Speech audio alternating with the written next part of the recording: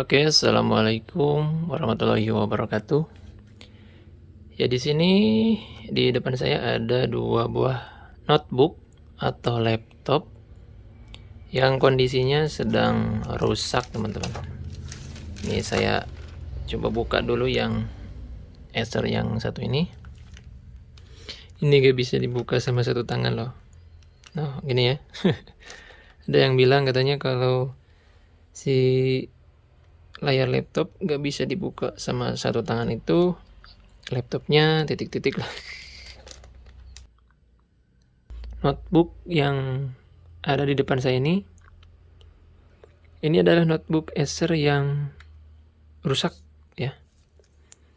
Rusaknya rusak hardware. Menemukan permasalahan di laptop ataupun di komputer itu saya selalu melihat dua sisi ya, sisi software dan juga sisi hardware. Kalau masalah untuk bagian software itu saya nggak terlalu khawatir karena banyak cara yang bisa saya gunakan. Nah, namun untuk permasalahan hardware seperti kerusakan storage ya, seperti hard disknya, SSD, RAM, baterai, LCD, dan yang paling rumit motherboard.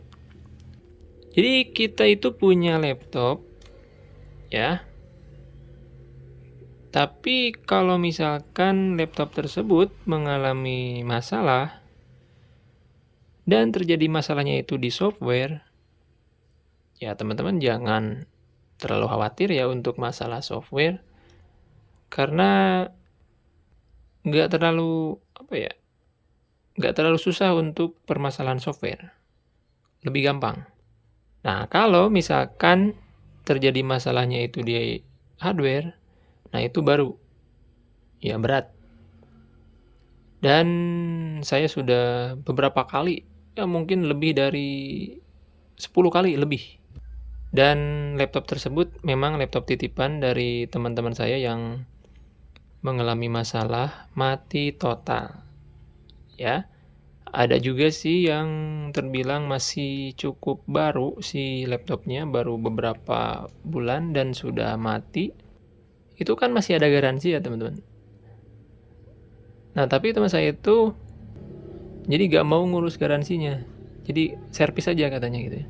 Nah, setelah saya servis malah ditolak teman-teman. Karena katanya ini gak bisa diperbaiki. Nah, saya itu cari tempat yang lain.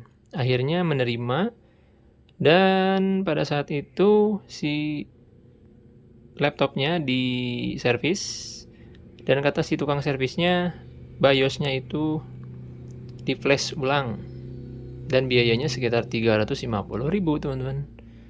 Oke ya, jadi dengan harga yang mahal ya, kita membayar harga mahal kan tentu proses bongkar pasang si laptopnya, kemudian perbaikannya tersebut kan memang membutuhkan waktu yang lumayan lama juga sih. Kalau nggak salah itu sekitar 1 minggu pada saat servis si laptop mati tersebut ya, itu sekitar 1 mingguan. Tapi sayangnya teman-teman sekitar kurang lebih 5 bulan ya, 5 bulan teman-teman, laptop tersebut mati lagi ya. Dan kalau kita servis lagi itu pasti keluar biaya sekitar 350.000 lagi. Ataupun sudah rembet ke bagian yang lain. Intinya mati total lagi. Dan akhirnya sampai sekarang si laptopnya itu terbengkalai. Ada ya di saya itu laptopnya. Dan sampai tidak dibawa sama pemiliknya karena sudah jengkel mungkin ya.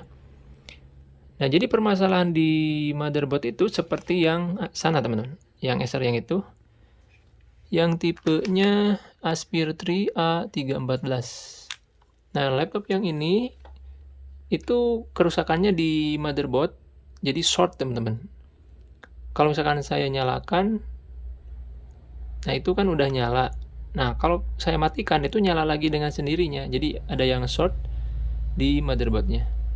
Dan saya juga gak memberanikan diri ya untuk menservis bagian motherboardnya karena kurang pengetahuan lah untuk masalah motherboard. Dan untuk yang di sebelah kiri ini masalahnya hanya di bagian baterai dan juga hard disk. Kebetulan ini masih pakai hard disk. Kalau baterainya udah ngedrop, hard disknya udah korup. Jadi cuman masuk ke logo aja. Ini nggak bisa saya nyalakan ya, karena harus sambil dicas. Kalau misalkan sambil dicas ini masih bisa menyala. Nih saya akan coba ya nyalakan. Oke. Tuh. Ini masih masuk ya casannya. Saya nyalakan. Nah, itu ada suara apa ya? Kayak ada kletek-kletek itu di hard disknya. Nah, ada suaranya kan, teman-teman? Nah. Terus kalau dinyalakan seperti ini, ada logo Acer.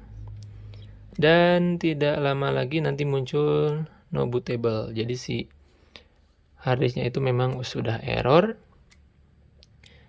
Jadi cukup kita ganti si harddisknya dan kita bisa install kembali. Nah ini ya, no bootable device. Kalau permasalahan hanya sekedar di harddisk itu lebih gampang untuk proses perbaikannya. Karena ini masih menyala ya. Nah kalau itu sudah saya nyalakan tapi nggak muncul gambar apapun. Jadi kalau ngecas sih normal biasa tapi nggak nyala layarnya. Nah itu permasalahannya lebih rumit lagi. Ya ini mungkin teman-teman video yang saya tunjukkan untuk sekedar menambah wawasan teman-teman juga kalau menemukan permasalahan di laptop ya. Jadi ceritanya seperti itu teman-teman.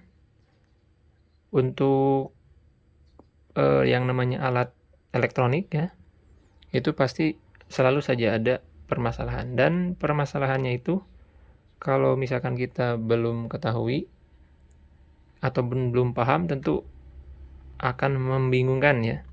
Pada saat mau dipakai ini kenapa gitu. Nah kalau misalkan kita udah tahu, kita tidak perlu khawatir ya. Kalau masalah software, kalau hardware harus siap-siap mengeluarkan biaya yang lebih. Oke, semoga video ini bisa bermanfaat. Sampai jumpa di video-video selanjutnya.